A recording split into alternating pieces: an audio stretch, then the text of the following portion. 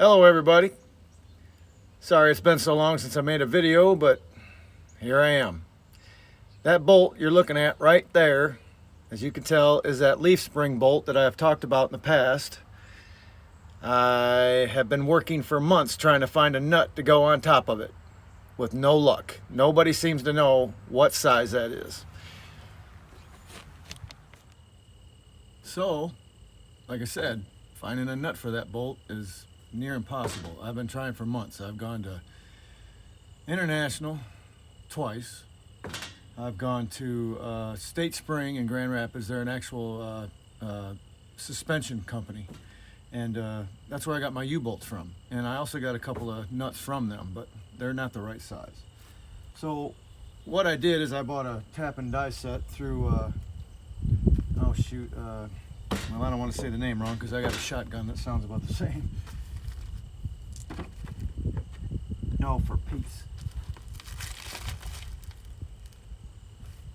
Why ain't the name on here nowhere? Anyway, I'm not gonna worry. It's not Keltec, but something like that. I apologize. I should have that daggum name. It should be like right on there. You'd think that they'd want to plaster their name all over the place.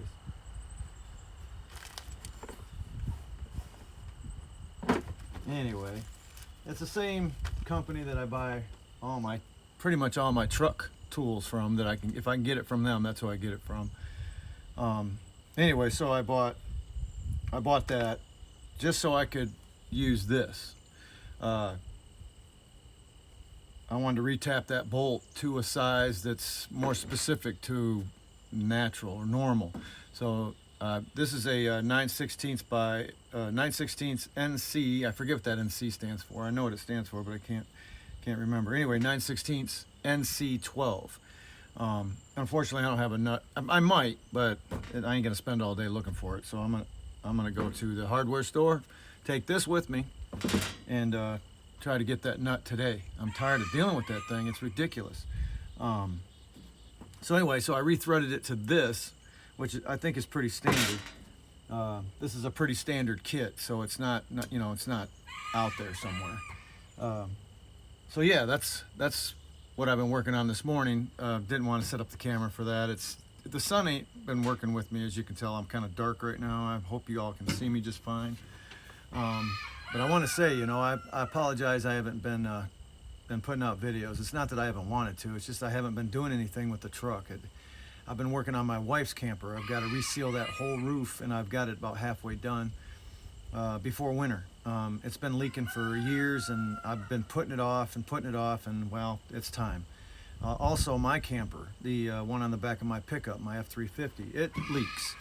And I've been working on that since I got it, and it still leaks. I'm going to show you something here in a little bit. I did to it last weekend. The roof was starting to cave in right around the center. That's the weakest point of the roof. And so what I did was I went to the hardware store and I bought me a piece of, I believe it's 3/4 inch round. It's like gas pipe. I know they use it for gas pipe. They use it for other things, but it's that solid pipe, the threads on the end. I put the 2 feet on the end of it, foot on this end, foot on that end. And I screwed it to the bottom of the floor, and then I had to have another 4 inches, but they only had a 6 foot. I needed 6'7" is what I needed, or 6'4", sorry. So I had to add a block and then another 1 inch block in there. But it's all screwed to the roof, all screwed to the floor, so I can drive around with it. It's there for good now. Anyway, so I did that, and also I've been dealing with my coolant gauge. The gauge in my pickup truck hasn't worked since I got the truck. I got it from my son. It didn't work when he got it either. I mean, it works, but it doesn't work right. In other words, it'll say it's like 100 degrees or 75 degrees, but it's not going to the full temperature. And we know the thermostat works. We know the whole truck gets heated up, or motor gets heated up, and it blows good air. So we know that works. And I've tested the gauge to make sure it works. But I've been fighting with the sending unit that sends the temperature to the gauge. And that, you would not believe, well, some of you might if you got a 7.3 liter Power Stroke. You might, or you don't even have to have that. You can have any Ford motor really, V8s, the 5.4, the 6.0 I think uses it. So anyway, if you've got one of them, you know what I've been dealing with. It's ridiculous how difficult it is to find that sensor. I'll give you an example. And this is how I found out during this process. AutoZone, and I'm sure Advanced Auto is probably the same way, and probably all of them. When you go there to get that sending unit, you don't know what the nomenclature is. You just know it's a sensor that sends the signal to the temperature gauge. So that's what you tell them, right? I've got a 2000 F350 7.3 Power Stroke. It's a F350 Super Duty. So I go there and tell them that. They look it up, and it gives them a list of coolant sensors. Well, they give me the one. I'm thinking, normally I don't have a problem with these places, so I take it. It don't give me any signal, none, zero at all. So I take it back. They give me another one, same thing, no signal. Okay, so now I'm getting frustrated because I've never bought a sensor from anybody brand new that failed, let alone failed twice. So something's going on, so I had to do some research, and I found out that most of these auto parts stores like AutoZone, Advanced Auto, O'Reilly's and whatnot, they get it mixed up. There's two sensors on that motor and other Ford motors. One sends a signal to the computer, one sends a signal to the coolant gauge, temperature gauge. And that's the problem. They get them mixed up in the system because there is a number, I found that number today, that goes with that sending unit, and it's called a sending unit, not a coolant sensor.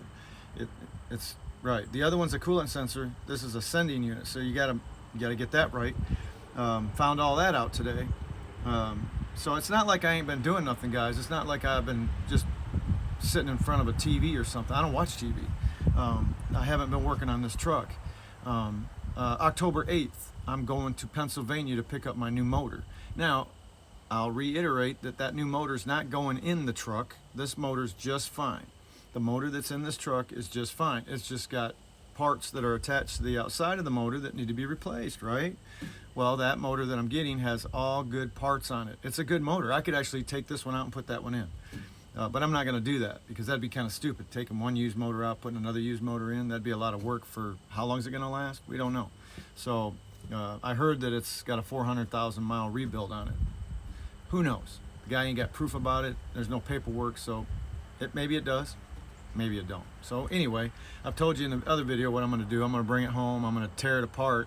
I'm going to swap out parts on my motor with parts on that motor that can be used to get this motor street legal, right? DOT legal.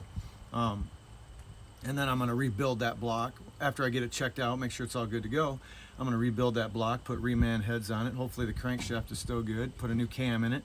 Go from there, and then when this motor finally needs to be put down, I'll take it out and put that one in, right?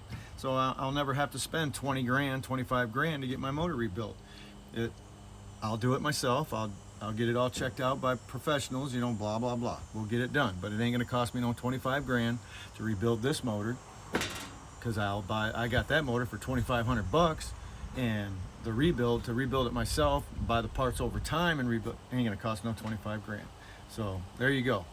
October 8th, I'll be leaving to go to Pennsylvania, be back Saturday, which is the 9th. I'll take a video of when I get it back, maybe the unloading process. I won't take a video of the loading process because it's a private citizen, and I'm just not gonna bother him with putting him on video. I don't think he wants to be on video anyway. So at any rate, he's just gonna load it in the back of my pickup, F350 with the camper on it. I gotta take the camper off. And I'm just gonna drive the pickup down there and load that motor in the back of my pickup. Now some of you are probably wondering, is that big old motor gonna fit in the back? Yes, it will fit, and yes, my pickup is rated to carry 4,500 pounds. Thereabouts, 4,000 to 4,500, depending on how much weight you put in the cab. So the more, with the truck completely empty as it came with the factory, I could put 4,450 in it. But you add me in there and some tools and whatever else, then that takes away from that. But that motor don't weigh but about 2,800 pounds, so I'm good to go. I don't have to rent no trailers or U-Haul trucks or nothing. And he's got a backhoe or whatever, I think it's a backhoe, that he's going to load it in the back of my pickup. And then I got a neighbor over here that's got a tractor with a bucket on the front. I got to talk to him yet, but I'm pretty sure he'll be able to pick it up, at least pick it up off the bed of the pickup, and then I'll just drive the bed out and he can just set it down. Hopefully. I don't see no problem with it, but I got to talk to him. Okay. Also, I've been working on my chainsaw, getting that prepped for the season. Damn, it sounds like I ain't did shit, but I'm telling you, I ain't. It's not like I'm not doing nothing, guys. I've had a lot of people viewing my videos, and I appreciate that. I've had since the last main video I put out, not the 2 talking videos like I'm doing right now. I've had 4 subscribers. Thank you, appreciate that. 1 dropped off. I guess he got sick of waiting, or she got sick of waiting for my next video. Well, I'm sorry, guys. I told you I'd put out videos, and I'm going to put out videos.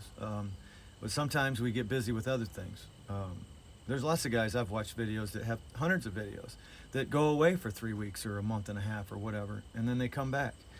Sometimes you got other business you got to attend to. That's not video related. It's not YouTube channel related. So don't get impatient. Bear with me. Once I get that motor here, I'll be videoing all the time because I'll be tearing it apart, and I want to show you guys that process. But what I wanted to tell you about today was the fact that I've re-threaded that bolt, and I just got to go to the hardware store today and get a nut for it. And if that nut, I'm going to get 2 nuts because I know I'm going to do the other side. I'm going to do the same thing. I'm going to take it apart, replace that shock mount, blah blah blah, all that stuff. Yeah.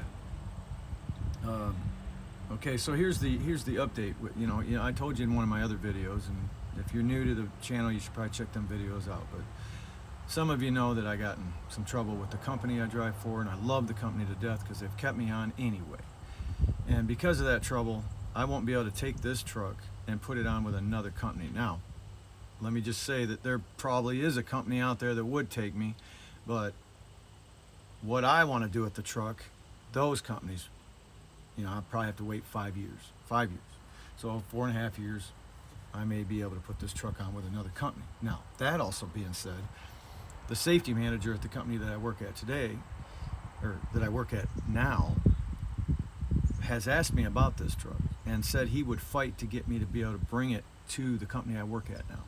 Now, that company doesn't allow anything older than 2004.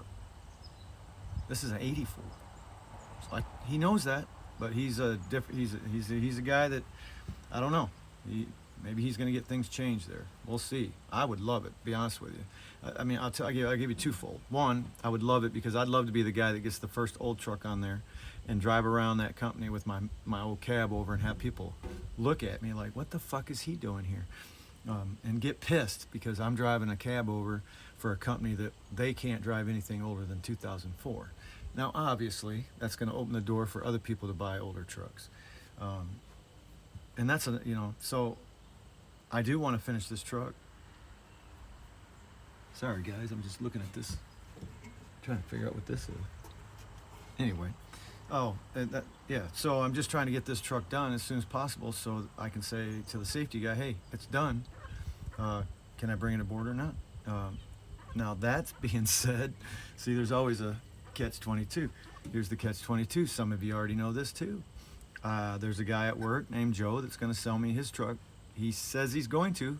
I've asked him 3 or 4 times, hey, are you going to sell me? What's taking so long? Okay, so what's taking so long is the guy wants a 2016 or newer International with the X15. That's just what he wants. I'm not going to try and talk him out of it. And he wants a 13 speed and 485 horsepower. Minimum. That's what he wants the motor to have, because that's what he's driving now. He's driving a 2009, 2010 with the Cummins motor, X15 with 485. But it's got over 1 million miles on it. He's ready to trade up. He's going to sell me that one for like $8,000. So I'm kind of saving my money for this, from this, to make sure I buy that truck, because I know he's going to sell it to me. He's assured me he's going to sell it to me. It's just a matter of time when he finds the right truck. So he's not going to buy a truck he don't want. He's looking for a specific truck, and when he finds it, he's going to buy it, and then he'll sell me his truck.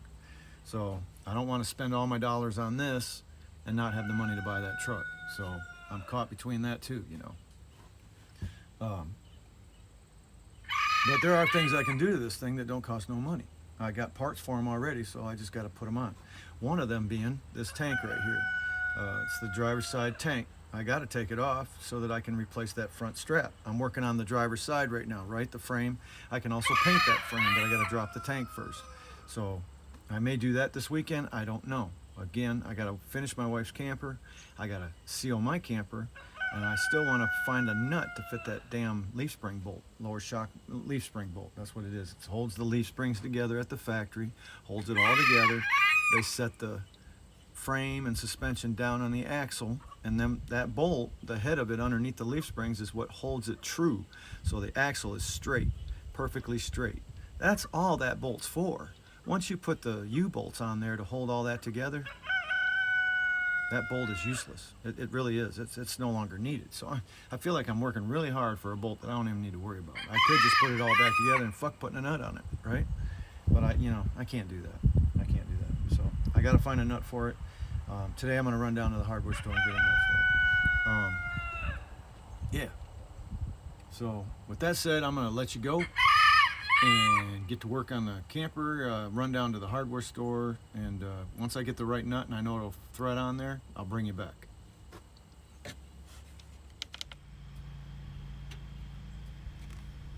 Hey everybody, welcome back. Hey, so I believe I got it figured out now. I believe I am stoked because I believe that I have the actual correct stud nut in this bag.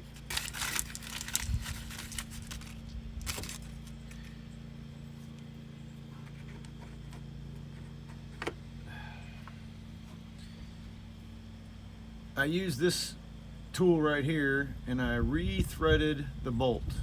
This is 9/16 normal coarse thread.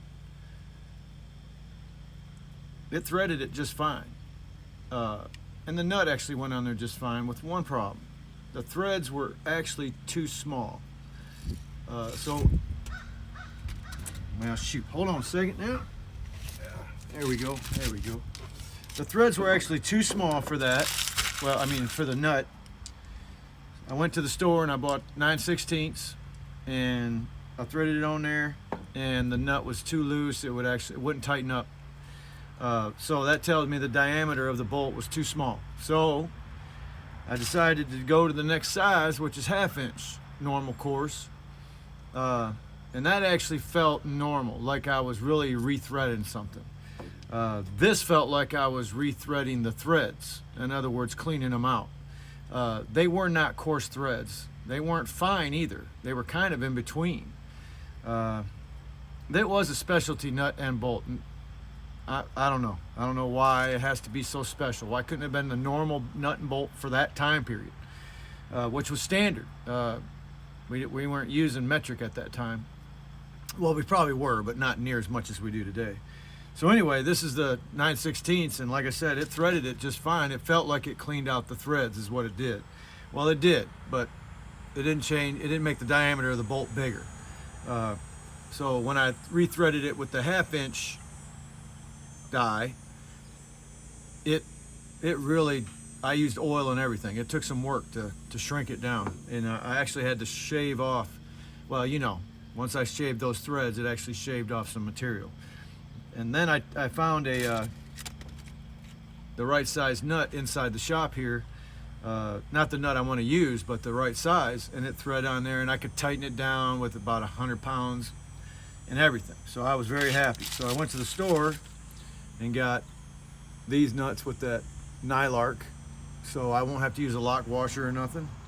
And we're gonna go put them on right now. Now, I'm not gonna tighten them down to any kind of spec right now, because I need to put the shock on before I tighten them down, because if I tighten them down and that plate ain't perfect for the bolt and the shock, and I got to re-loosen it anyway. So I'm just going to put it on there, make sure it threads, and make sure I can tighten it to like 50 foot-pounds.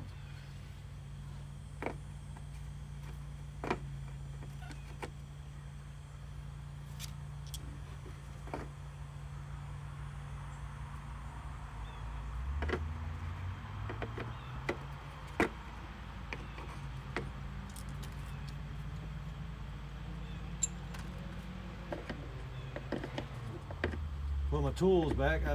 I'm a stickler about being organized. I really am. I guess it's a low case of OCD. Been that way my whole life. Can't stand slobs. Can't stand them. If you're a slob and you throw everything on the floor, or the floor of your car, the floor of your house, and you just walk over it and just leave it there, and banana peels and clothes and whatever, you're a slob. That's all there is to it. You're a slob and you ought to be ashamed of yourself. All right. On that note, let's go put these nuts on, huh?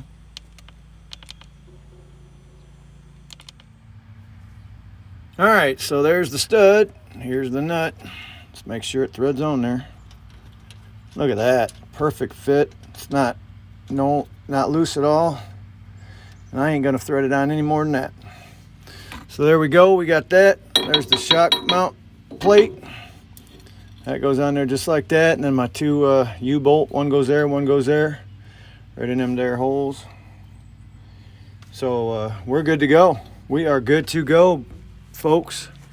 That is just fantastic. I am stoked about that. You know, I've been working on that for months, trying to find that nut. I don't know how many times, how many stores I've been to get that nut, and they keep giving me a nut, and I go back and say, nope, that ain't it. And then they give me another one, that ain't it. I go to someplace else, do the same thing over and over, and it just gets annoying. You know what I mean? So very happy about that. Very stoked. Extremely happy. Don't you fall, you cockroach. Yeah. Woo! Finally got the right nut. It's a hardened nut. It's got that nylark on there, so it won't come out. I mean, it's like I said before, I probably could have just left it alone, not even put a nut on it. Really, that nut and bolt is only there for one reason, and that's at factory when they're putting this whole thing together. They need it to begin with, but once they put the U-bolts on there, you don't need it. Now, you shouldn't take the bolt out, don't get me wrong, because if you take the U-bolts off, and, you know, I don't know. I guess it's better to have it than not have it. It's better to have it, not need it, than need it, not have it. So, yeah. Either way, it's going to be good to go, and I got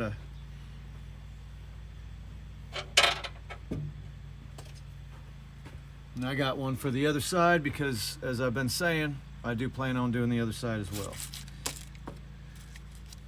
And even if maybe I'll get lucky and that nut will be great. Who knows? Who knows?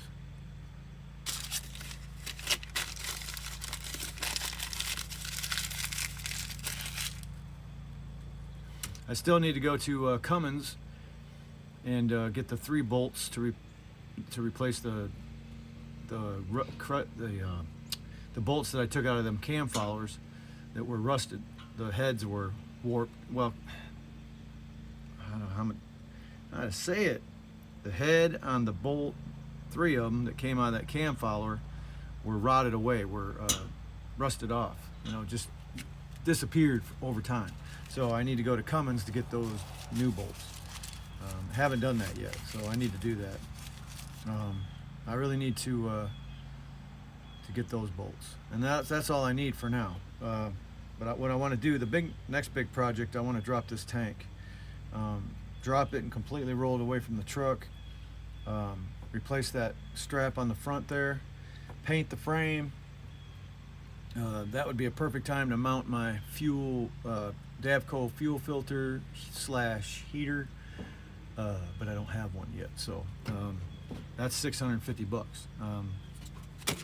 On that, I'll take a drink. Now, I don't drink beer, I don't drink liquor, I don't drink alcohol anymore, so I'm not going to be saluting the beer, man. Sorry about that, folks. I just drink junk. I used to drink beer most of my life, in fact, but I don't know more. Okay, I need to put this in here where I don't lose it. And I can close these bad boys up now.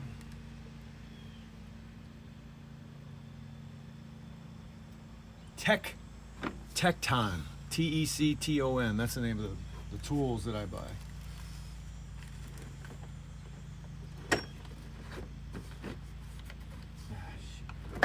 Gotta be kidding me. Yeah, this case ain't the greatest case, I can tell you that. I'm not happy with this case at all. At all.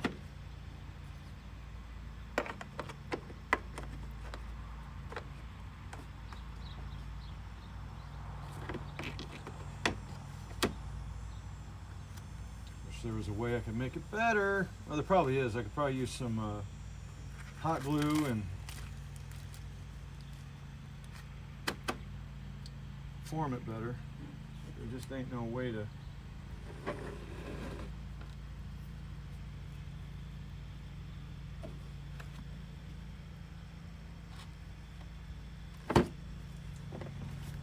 It's just a cheap case. I mean, it's not that cheap, but it's, I mean, I got a rifle case that's cheaper than this. Flimsy wobbles and stuff. That's got my 22 in it. That's all that I put in that case. All right, well, that tool was a good buy, wasn't it? Heck yeah. You know, my whole life I've used tap and die sets, but I've always just bought whatever was at the auto parts store or whatever, and they're always junk. Really, the tap set is what's junk. They break. You know, you're cleaning out the hole, and next thing you know, it breaks. And you know you can't drill that out, and you can't torch that out. That's a whole different metal composition than the actual hole that you're trying to rethread. So I went ahead and spent the money. I'm really happy with the Tecton tools that I already have. So I went ahead and took the chance on their tap and die set. And it did not feel flimsy whatsoever when I was rethreading that bolt at all. So I'm very happy with that. All right, well, I just wanted to bring you back up to speed, and I'm gonna work on my bike now. Actually, I don't know, the sun's going down. Yeah, I think I am. Yeah, I'm just gonna work on my bike a little bit. I gotta take the reflector off the back. And that's probably all I'm going to get done today. I've been having problems with my radio on there. It don't pick up for shit. Some days it does and some days it don't.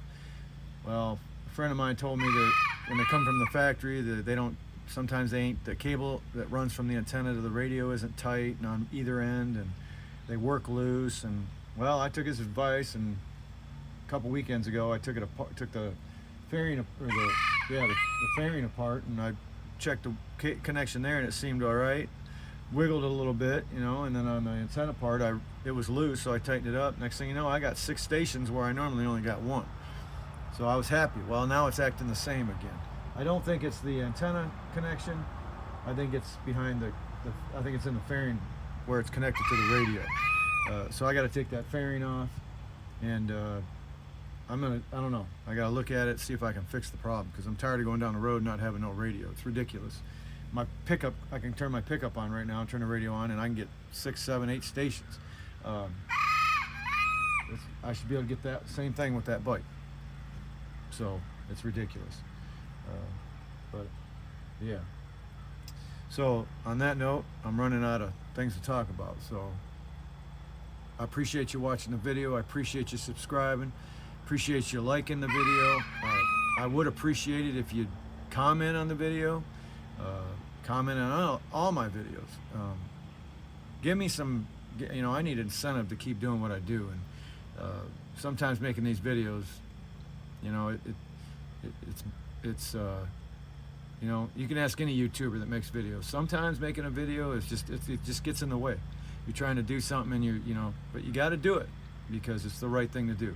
So on that note, subscribe, like, comment. We'll see you next time.